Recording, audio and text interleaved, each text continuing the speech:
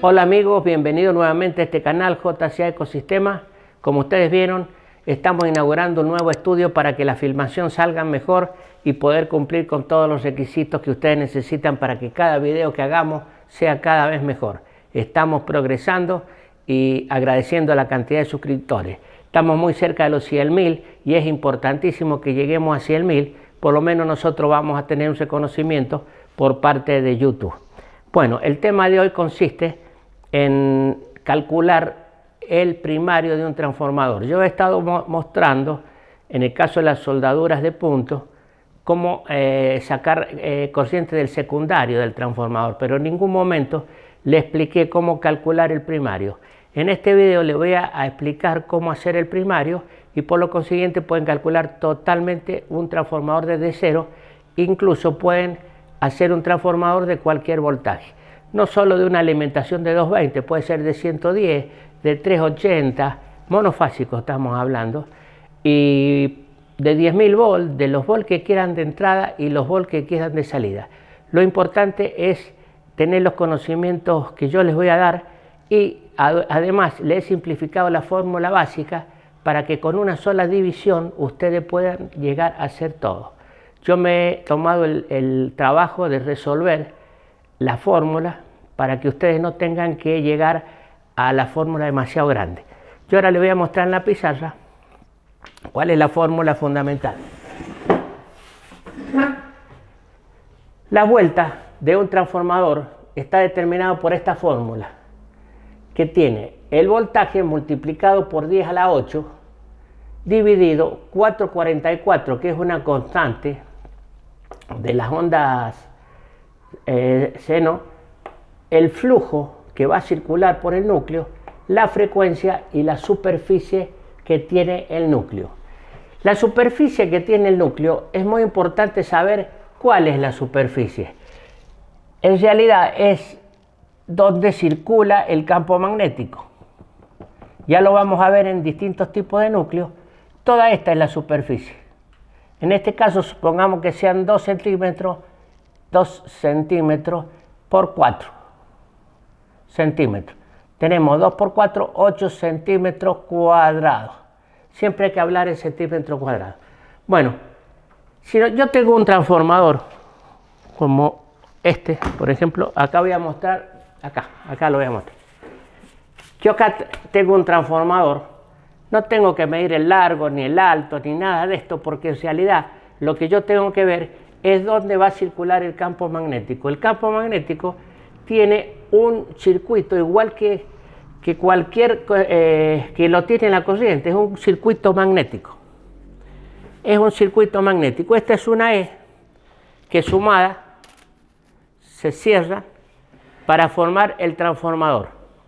En realidad está dividido el centro del campo, que es este, porque indudablemente si nosotros ponemos la bobina en esta parte donde yo tengo la mano, el campo magnético va a estar totalmente en el centro, pero a su vez tiende a irse del polo norte al sur o del sur al norte, es indistinto, pero este es el camino que hace. Si ustedes ven, el centro de la E es mayor que estas dos uniones. ¿Por qué? Porque la suma de los dos está dividido en una palabra. La cantidad de flujo que hay en el centro está dividida, una parte por arriba y una parte por abajo. Entonces no tiene sentido tomar estas ni estas, sino simplemente el centro del transformador, que sería la cantidad de chapas que tenemos. Acá le voy a mostrar uno. Acá está. Para medir un transformador, lo que hay que tomar en cuenta es esta superficie. Porque esta y esta es lo mismo que esta, es el camino que hace el campo magnético. Sale por acá y entra al centro, y este hace lo mismo. Si yo lo divido al medio, van a ver que la mitad de este transformador va acá y la otra mitad acá. En definitiva, el campo magnético, esto es repesado, hace este circuito. Bueno, ¿qué quiero decir con esto? Que lo importante es saber esta superficie. Lo importante es esta superficie en este tipo de transformador. Vamos a ir a la pizarra y voy a mostrar en el caso de un transformador toroidal a donde se mediría la superficie. Este es un transformador cuadrado, y en el caso de un transformador toroidal, que es un toroide, que es un círculo, y tiene una así, la superficie donde circula el campo magnético es todo el interior y está dado por esta sección. Por el caño vendría siendo, si es redondo, pero si es cuadrado puede ser rectangular. Puede ser así el toroide. Rectangular. Entonces la sección es esta. Es esto. Por donde va a circular el campo magnético. Nosotros le hacemos un corte transversal y lo vemos en otra perspectiva y vamos a ver que tiene la superficie en esta forma. Que en realidad lo que hay que tomar es el largo por el ancho de esta sección, que es el caudal, diríamos, de las líneas de fuerza que va a generar el campo magnético. Hay otro tipo de transformadores donde no es redondo, es un transformador que tiene dos columnas, es exactamente lo mismo. Es exactamente lo mismo. Esta es una columna y en definitiva es un toroide cuadrado, que no se llama toroide, pero es un núcleo cuadrado donde el campo magnético hace esto. La ventaja del toroide es que cuando las líneas de fuerza llegan a este lugar no sufre ninguna anomalía, como en el caso del toroide. La línea sigue el camino del flujo magnético. Acá se tiene que traducir a un salto pequeño, muy pequeño, el campo magnético que llega acá, después se traduce acá, como está abierta, de alguna forma está separada un poquito, después se tiene que transmitir acá, y este transformador llevaría una bobina acá y el secundario acá. Este transformador es igual que el toroide, la diferencia está en que está todo absolutamente unido en el caso del toroide, y en este van milimétricamente o con pequeñas uniones que asolapadas las chapas. Entonces, para calcular este transformador, en este caso, está dado por la superficie de la columna, de esto. Y en el caso del toroide, por la superficie del corte. Supongamos que sea así. A ver si me sale el dibujo. Ahí está. Esa sería la superficie que hay que tomar. No importa el camino que haga el flujo magnético, sino la superficie o el caudal o el caño donde entra el flujo magnético. Eso es en el caso de los transformadores, cómo se calcula. Esa es la superficie, esta. Es la superficie donde va a circular el flujo magnético. Ahora le voy a hacer otra aclaración, refiriéndome a la fórmula fundamental. La frecuencia. La frecuencia también es muy importante y está relacionada con el núcleo. ¿Por qué? Porque supongamos que tenemos una barra de hierro de esta forma y tenemos un bobinado acá. El campo magnético es alternado, quiere decir que una vez positivo y una vez negativo. El campo magnético va de norte a sur, así, y después se invierte. Toda esta explicación es para que vean la importancia que tiene la frecuencia. Mientras más rápido se produce la entrada y salida del flujo en un hierro, el centro del hierro se va anulando porque queda remanente del flujo magnético que iba para allá. Voy a hacer un dibujito. Acá queda un remanente del flujo que iba, y cuando se invierte la corriente, el flujo viene de allá para acá. ¿Qué produce? Un choque entre el remanente que queda y la nueva intensidad magnética que viene en el otro sentido. Ese choque genera en el centro una pérdida, por lo tanto la corriente empieza a circular, o el campo magnético, por los extremos. A ver si lo puedo explicar. Este sería, lo voy a hacer cuadrado. Vamos a poner este elemento que está acá, dijimos que es una bobina sobre un núcleo cuadrado, nada más, no está cerrado, está abierto. En este momento hay millones de líneas de fuerza y en el centro se choca con el remanente y lo que entra con lo que sale se anula y en realidad la parte que más funciona del núcleo es la exterior. Por ese motivo hay que hacerlo laminado. Y ahora le explico por qué es laminado. Si yo pongo muchas láminas para formar el núcleo, no se produce la corriente de Foucault, que es lo que le acabo de explicar. ¿Por qué? Se produce solamente en el centro de cada chapa, que es mínima. En el centro de cada chapa se produce, entonces la superficie que yo obtengo es mayor que si fuera un hierro macizo. Si el campo magnético es continuo en un solo sentido, no hace falta laminarlo. Hay motores antiguos donde el campo era de hierro macizo en un arranque de un auto, no está laminado. ¿Por qué? Porque no hay fluctuación de corriente y no se anula el centro. La velocidad con que funcione, que es la frecuencia, que es la inversión entre positivo y negativo, va a generar en el medio un vacío, porque se va a anular. Al poner muchas chapas, el vacío, supongamos esta chapa. Acá hay muchas chapas, no lo hacen de gusto. El vacío que se anularía sería el centro de cada chapa. Imagínense que cuando yo ponga muchas chapas, prácticamente el núcleo funciona igual, porque si tiene corrientes parásitas o las corrientes Foucault, sería en el centro de cada chapa. En el caso del núcleo la corriente parásita es en el centro de cada chapa. Entonces, al hacerlo laminado, se logra un flujo bastante importante sin pérdidas en el núcleo.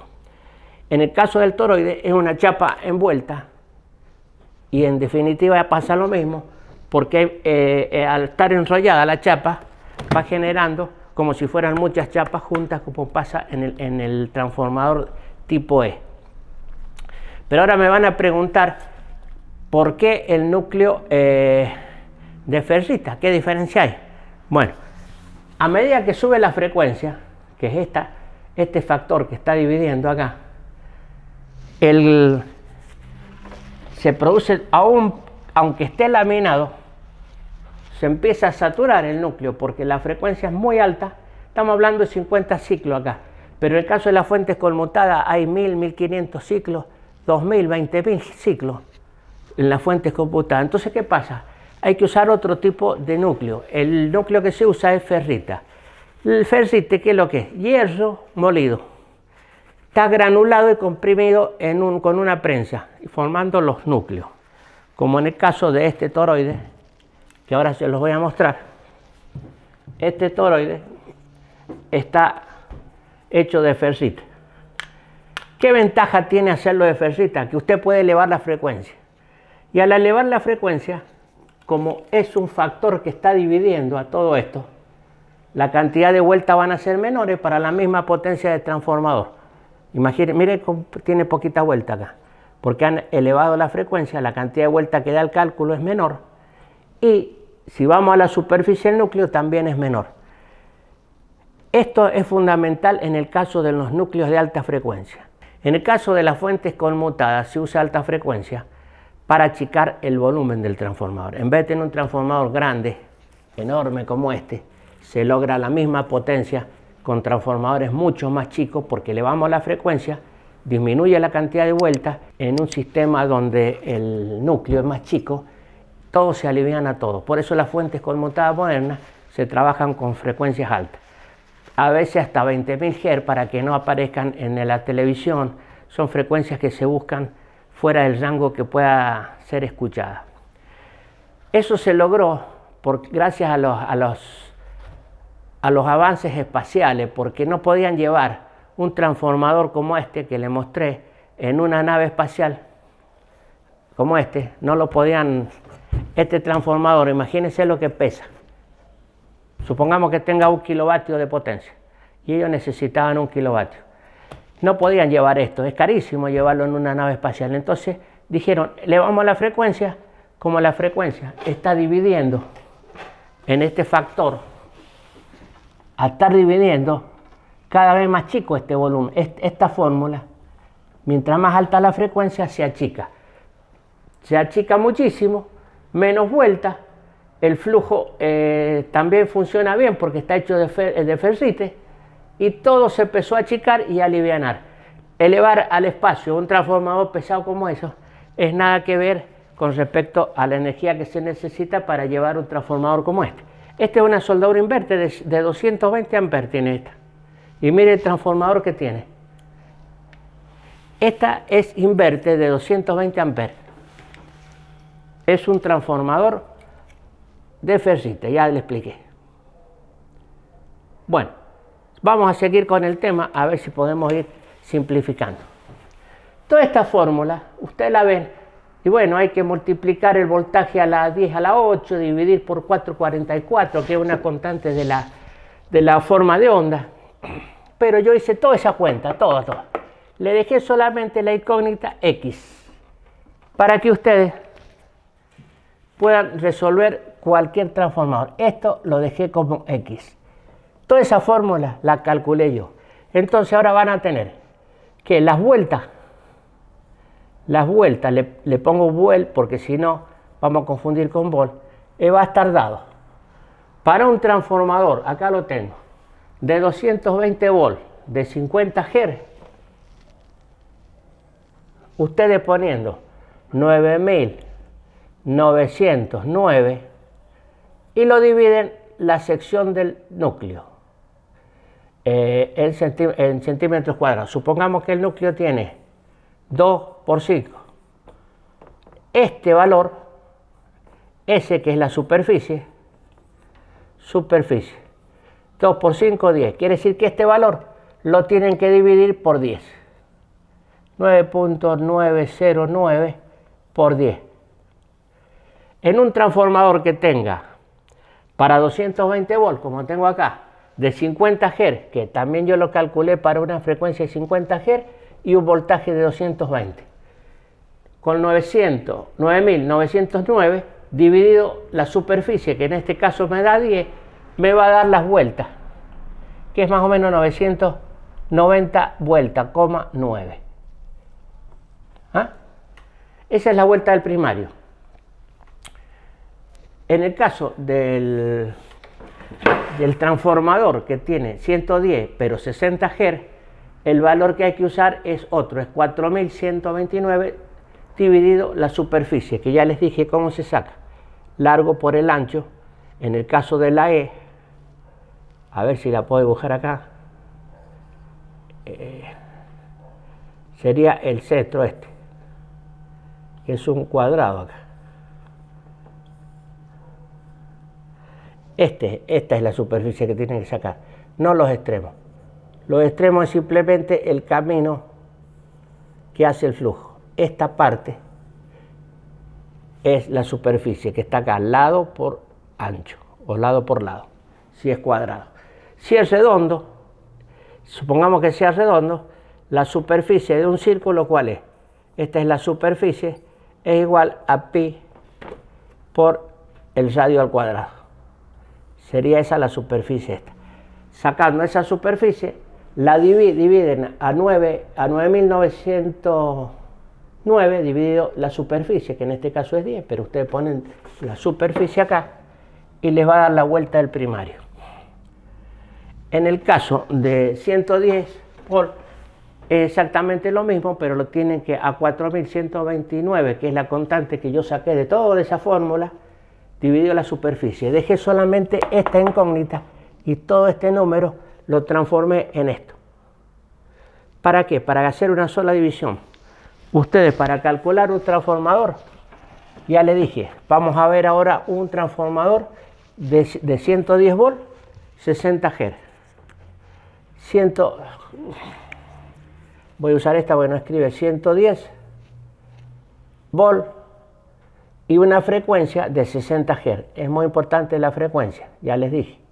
¿Por qué? Porque la frecuencia nos determina las vueltas y también nos determina el tipo de núcleo. Si es de ferrite, se puede usar frecuencia más alta. Si es de chapa, no.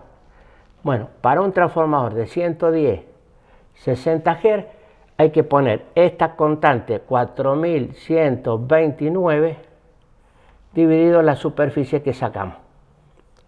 Eso va a ser igual a la cantidad de vueltas que va a llevar el primario.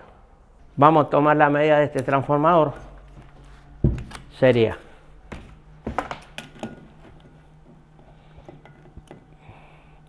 50 milímetros tiene. Tiene 50 milímetros por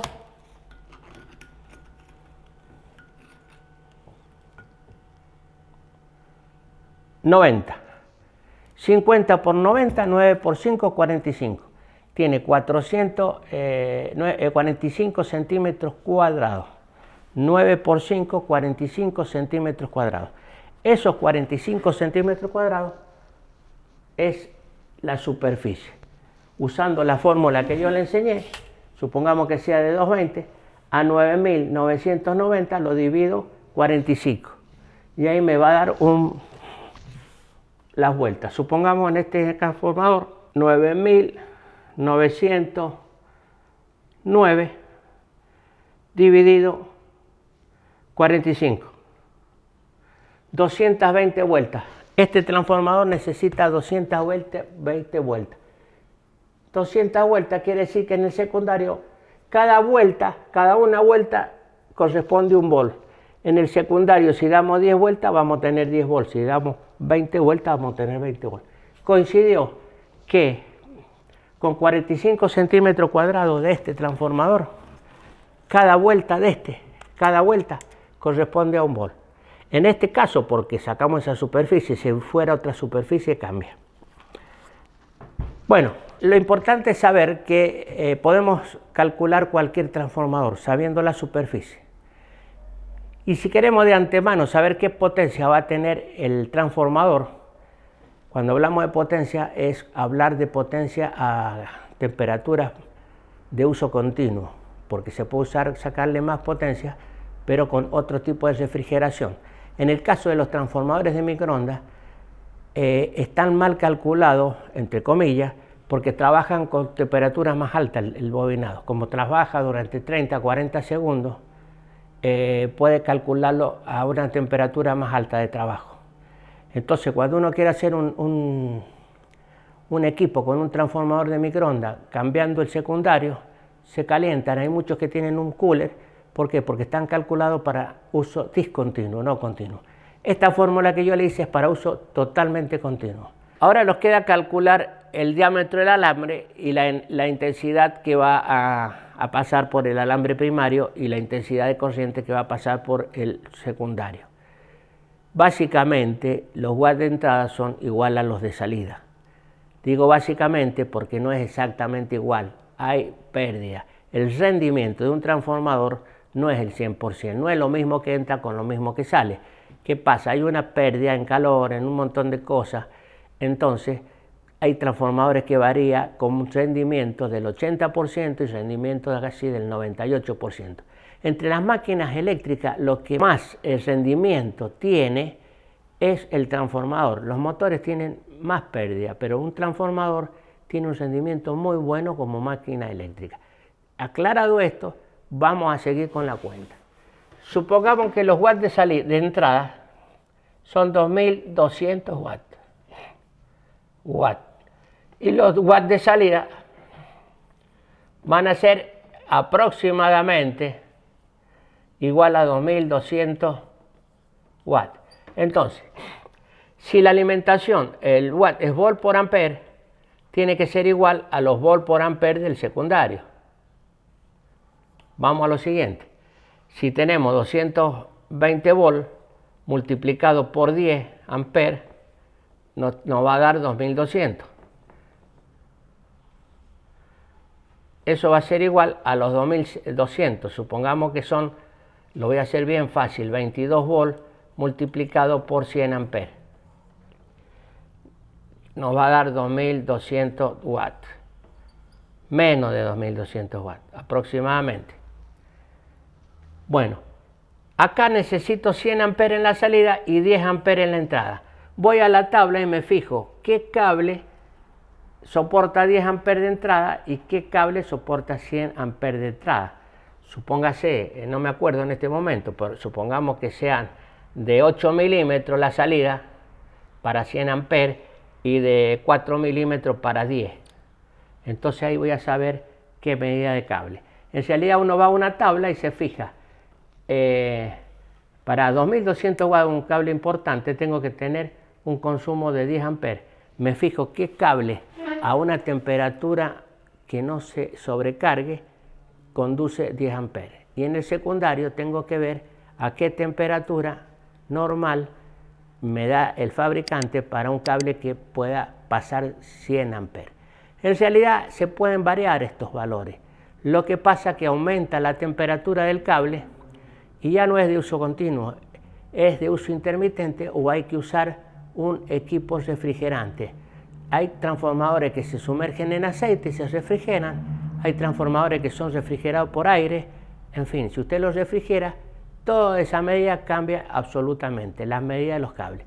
Si usted quiere hacer un transformador de uso continuo me refiero a sacarle los 2200 watts de forma constante, día y noche, tiene que usar las normas que determina el fabricante. Aclaro esto porque en el video anterior había muchísima discusión con respecto a la medida del cable.